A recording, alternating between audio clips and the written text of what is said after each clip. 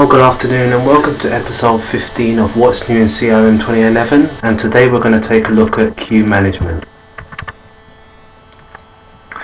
Queue management has changed significantly from 2011 as opposed to CRM4.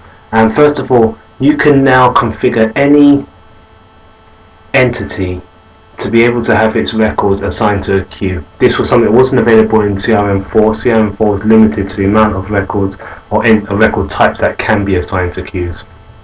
You can also assign queues to either individual users or teams like any other records within CRM 2011. Before you can actually start working with queues on a particular entity type, you first have to configure the entity to be able to accept queues. We're going to go ahead and do that now. So I'm going to go into the settings area CRM, then I'm going to jump to the customization section, and within the customization section here, what we can do is we can configure a particular entity to be able to simply accept queues. Okay, so all I'm going to do is click on entities. I'm going to go down and I think I'll pick on leads today.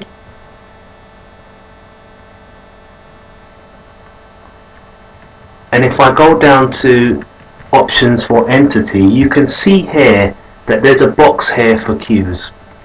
If I was to tick that box, another box, a subheader underneath queues become available, which is automatically move records to the owner's default queue when a record is created or assigned. So this is just something you can do automatically. When a record is assigned to a particular user, it automatically jumps into their queue. Now we're not going to do that at the moment. All we're going to do is tick the box for queues. This is just so that any lead records created can actually be assigned to a queue, and I'm going to go ahead and hit save. It takes a little while to update the entity because in the background what it has to do is it has to do some configurations and create the add to queue icon to the lead section ribbon. Let's go ahead and ignore that for the moment and click OK. You will notice that tick has now become read-only. This is an irreversible process, so once you tick that box and click save, there's no way to reverse the process. Okay, as always, you've got to go ahead and publish once you've done any changes within the customization area. I've done that now. Okay, oops, I'm getting a few error messages here, but we can ignore those for the moment. Just go ahead and save. And what we've done is we just configured the lead entity to accept queues. Now what we're going to do is we're going to go ahead next and create a new queue, and to do so we go into, still within the settings area, but this time in business management, and I'm going to go ahead and create a new queue, and I'm going to call this cold calling.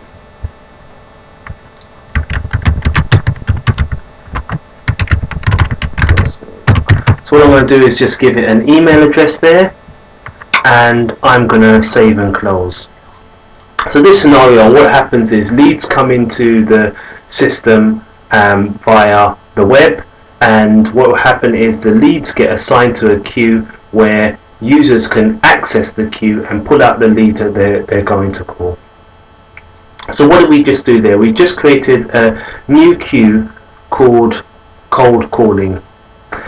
When you have queues, another new feature of CRM is the fact that when you can assign a queue to a user or a team. If I wanted to, I can click on the lookup and I can assign it to another user, or I can assign it to a team like any other record in CRM. For this moment, I'm going to stick to assigning it to a user, so I'm just going to leave it as myself and click OK. Okay, so we've created our cold calling queue. Next thing we're going to do is we're going to go back into the lead section, and I mentioned it to you earlier. What you'll find now is that in the lead section within the lead ribbon, you would actually have a new icon, which is add to queue. So as an example now, let's pretend that these leads came in from the web. Let me actually show all leads. And I'm just going to go ahead and highlight a couple of these and add them to the queue. Now I clicked on the add the queue icon. Now I'll click on the lookup to see what queue I want to add them to, and I'm going to add them to the cold calling queue. And now those items have now been added to the queue. You'll notice that the records hasn't moved from this view. Moving an item, a record, to a queue is just that what it means is when you go into the queue, it'll be a pointer, it'll be a link to the actual record. The record doesn't physically move. In the queue is just a pointer, and we call these items queue items. So records that sit within a queue are called queue items. So let's go ahead and take a look at those queue items. And to do so, we have to jump back into Workplace,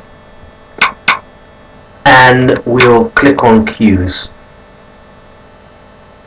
Now, by default, the view I've got set up here is all queues and items that I'm working on. I'm going to change that so that I can look at the cold calling queue, and I'm going to change the view not from items that I'm working on, but items available to work on. And what you'll see is here are the leads that we added to the to this particular queue. Now if we're going on that scenario and I was one of the users of the system, I can now go in there and say, right, I'm going to cold call Teresa. So what I'll do is I would click on the icon to say work on, and when I click on the icon to say work on, it will remove the queue item from this view, because these are items available to work on, and it will transfer it to this view here, items I am working on. So I'll go ahead and do that now. And you can see it's disappeared from that view. Other options you can have, something called routing, which allows you to move a queue item from one queue to another queue. You've got something here called remove, and remove simply removes the queue item from the queue. It doesn't remove it from the record from the system, it only removes the pointer from the queue item. Release means release the item once I'm finished working on it. So you can tell the system, once I'm finished working on this queue, automatically release it from the queue for me. And finally we have queue item details, which allows you to basically edit details within the item, the queue item. Okay, so going back to our scenario, I've now told the system I want to work on that particular queue and that particular lead. I'm going to do it for these two as well. I'm going to click on work on, and I'm going to assign them both to me. And now I'm just going to go ahead and change my view to items I'm working on, and you can see here are my three queues and my three queue items. So what it means is I can go in, I can do exactly what I always did, which was to cold call them and qualify the leads over. And by the way, once the leads get qualified, it will automatically move them out of those particular views. Okay, short session today, but I hope it was of some use. We went through configuring queue items and creating queues, assigning records into queues, and showing you how to work on them. Thank you very much for attending this session.